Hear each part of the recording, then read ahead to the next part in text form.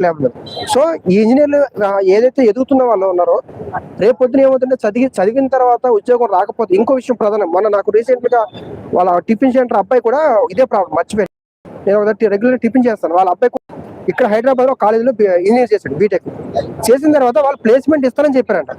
ఇప్పుడు ఏమన్నా గవర్నమెంట్ మారితే మేము ఏం చేయలేమంటారు.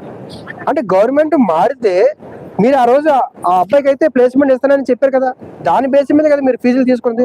మరి మీకు బీటెక్ కంప్లీట్ అయిన తర్వాత ఇప్పుడు ప్లేస్మెంట్ ఇవ్వను అంటే వాళ్ళు ఎక్కడ పోవాలి? ఇప్పుడు వాళ్ళు అదే పరిస్థితి. మా అబ్బాయికి జాబ్ వస్తుందనే కాబట్టే కదా నేను టిఫిన్ అమ్మి మా అబ్బాయిని నేను చదివించాను. ఇప్పుడు ప్లేస్మెంటే రాదంటున్నారు. ప్లేస్మెంటే లేకపోతే మరి నేను చదివించే ఉపయోగం ఏంటి? చదువు అనేది ఇప్పుడు సమాజానికి ఏంటంటే ఒకప్పుడు జ్ఞానం, ఇప్పుడు చదువు అనేది ఉద్యోగం కోసం, అంతే కదా. సో ఆ ఉద్యోగం లేకపోతే ఈ చదువు ఎందుకని ఆ టిఫిన్ సెంటర్ వాళ్ళు అంటున్నారు. సో కాబట్టి గవర్నమెంట్ ఉద్యోగం ఇచ్చే విధానంలోనే ఒక పర్టికులర్ గా ఒక సిస్టమ్ తీసుకురావాలి. ఏంటంటే